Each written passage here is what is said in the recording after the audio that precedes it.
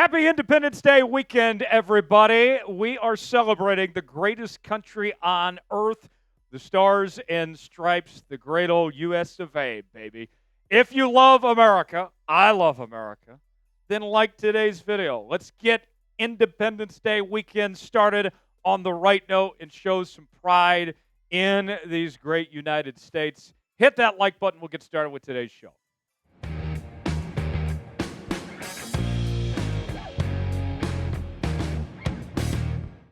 Welcome in to this edition of the Kansas City Chiefs Report, powered by Chat Sports. I am your fearless leader, Tyler Jones, here with you. Thanks for joining us. Coming up on today's show, we're talking cut candidates. I got 5 surprise cut candidates that the Kansas City Chiefs could move on from, as we are just a few weeks away from Chiefs training camp. And we're not kidding when we talk about some surprises here, because we have some notable names, and some of them you don't even save that much money. What you save is the roster spot. So without further ado, let's get started with Hollywood Brown. Yes, Marquise Hollywood Brown is the first name on our cut candidates list, and there is not much to be saved money-wise, with just close to $300,000 that the Chiefs could keep to their disposal here. But here is the reality when it comes to Hollywood Brown. I'm a big fan of his, and I still feel very optimistic about what Hollywood Brown could potentially do. But with that said, you got an emerging rookie in Jalen Royals who looked fantastic in the offseason program. And there have been rumblings that the Chiefs may want to make a move to upgrade the wide receiver position anyway. And so with those variables in mind, Hollywood Brown might end up being the odd man out of this equation. And from what we saw from Hollywood, yes, he was banged up for most of the season, but even when he played in those 2 games in the regular season and in the postseason, he was very underwhelming and did not do what was expected of him. So if Hollywood Brown doesn't put it all together in training camp, then you might be better off potentially looking for other options here. With all that said, I'm still keeping Hollywood Brown. I still believe that Hollywood Brown can have a very good season and play a significant role within this Chiefs offense. But only time will tell. And a big part of it, he's got to stay healthy as well. We'll see if he can do so. Put your GM hat on and let us know, should the Chiefs keep Hollywood Brown? You might get an ad break while the ad's playing. Get your votes in. Let us know what you think. HY for hell yes, HN for hell no. Tell me in the comments section what you think. Up next, we find punter Matt Araiza, the punt god, making this list.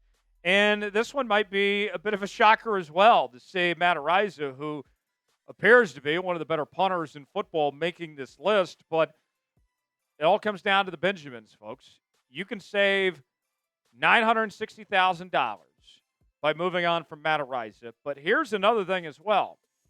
We have been told that the UDFA punter that the Chiefs signed this offseason, Eddie Kalitsby, is in a competition, that he is there to compete with Matt Araiza for this punting job. Now, I was surprised that they brought in competition for Matt Araiza. I thought Matt Araiza did just fine. Nearly 50 yards a punt last year, had 25 punts inside the 20. But this is the direction the Kansas City Chiefs decided to go. And if they were to go with the youngster, they could save about $200,000 potentially if they were to go that route. With that said, I'm still keeping Matt Araiza here. I have not seen anything to say that the Chiefs need to not believe in Matt Araiza, that he can't get the job done. If Matt Araiza had struggled last year, if he was a problem, then maybe you go a different direction here. But to me, I am a bit surprised that we're even having this conversation, that a competition is going on. But with that said, I would still rather keep Araiza, but it is something to potentially monitor that could be a bit of a shocker of them moving on and not out of the realm of possibility. Pick one to keep. You going with Matt or Eddie? Type MA for Matt, type EC for Eddie. Weigh in and let us know which one you'd rather have stick around in Kansas City this season. Folks, want to make sure you're subscribed to the Kansas City Chiefs Report as we bring you our daily news and rumors. We are not slowing down this holiday weekend, folks. We're going to have videos on the channel each and every day. We have our live shows each and every Tuesday. Breaking news. I'm headed to Little Rock this weekend. And if something happens, even when I'm on the road, I will bring you a video here on the channel because we care that much, folks. We want to make sure you're covered. I need at least 20 new subscribers off of today's video. Doesn't cost you a thing, 100% free. YouTube.com/ChiefsTV. Subscribe now. You'll be glad you did. Up next is Joshua Williams. And we put out a YouTube short this week on Joshua Williams and his financial situation. And when you look at Joshua Williams for the role that's being asked of him, he does not justify the money that he is necessarily being paid at this point. Joshua Williams did not play a single defensive snap in the postseason for the Kansas City Chiefs last year. However, he's still being paid a decent chunk of change, and he's not worth the amount of money for the role that's being asked of him. You could save $3.4 million against the cap if you were to move on from Joshua Williams here.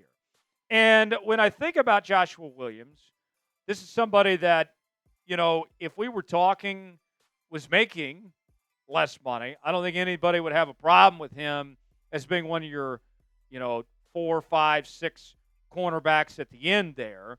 But because of that money, to me, that's just a little bit too steep for what you're actually getting out of him. And here is a solution that I have. All right, hear me out on this. I'm not saying that the Chiefs should cut Joshua Williams or keep him on his current contract either. If you're Joshua Williams, the truth of the matter is this. You should be happy to be here, to get to play, to have the honor and privilege to suit up for the Kansas City Chiefs. With that said, I think he should go the Najee Johnson route and take a pay cut. That's a tough pill to swallow, but it's better than not having a job at all. And I think that's a tough conversation that Brett Veach and company need to have with him. Say, hey, look, we want you here, but we can't justify the money that you cost this team. I think they need to make him take a pay cut. Who's a player the Chiefs should cut? We got a couple more names to get to of our surprise cut candidates here in a moment, but we want to hear from you guys first. Weigh in the comments section. Let us know what player you would like to see cut. We've already gone through a few names. We have some more names to get to. Weigh in and let us know which one that is in the comments section below. Give me that name that comes to mind that you'd like to see the Kansas City Chiefs cut. Got a great deal we're offering Chiefs fans right now. Nike T-shirts are on sale. $10 off plus free shipping. It's getting hot outside, folks, and you're looking for T-shirts. You want to represent your favorite team. You want to wear the Nike apparel as well. We got it for you right here. Chatsports.com/ChiefsNike. Got all sorts of different options and sizes available for your liking. We also have other Chiefs merchandise at that same link for you as well. Go see for yourself now. Chatsports.com/ChiefsNike. The link is in the comments and the description of today's video.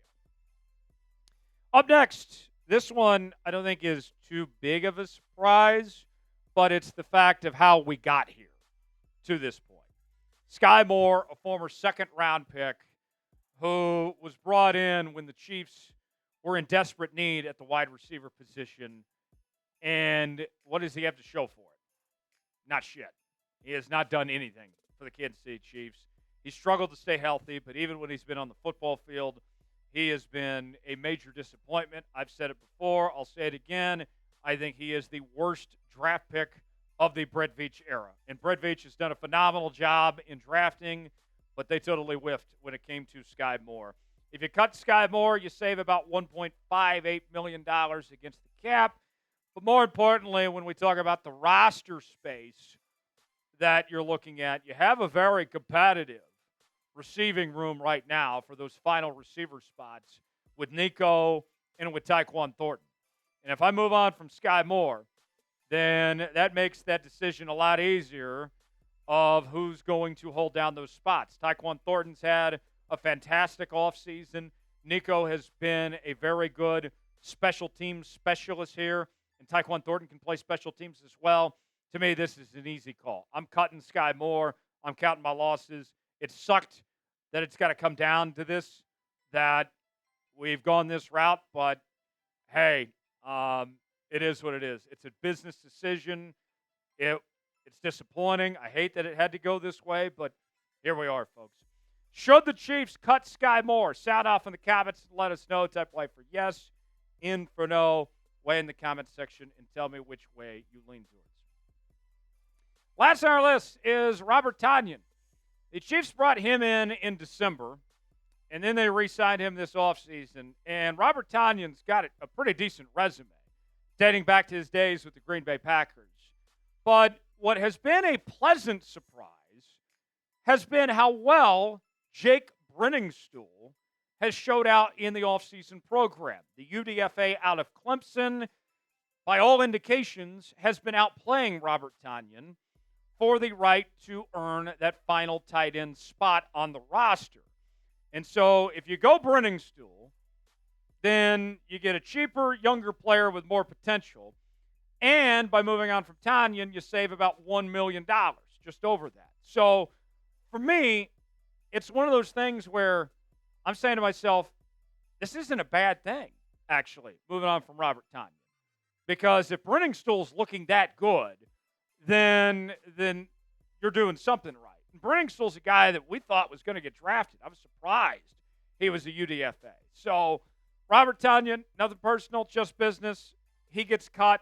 As long as Brenningstool continues to do his thing, then the Chiefs tight end room, I think, would be putting themselves in some really good shape. If you enjoyed today's show, you already know what to do. Hit that like button. We certainly would appreciate it. I'm Tyler Jones. Thanks for joining us. We'll see you next time here on the Chiefs Report.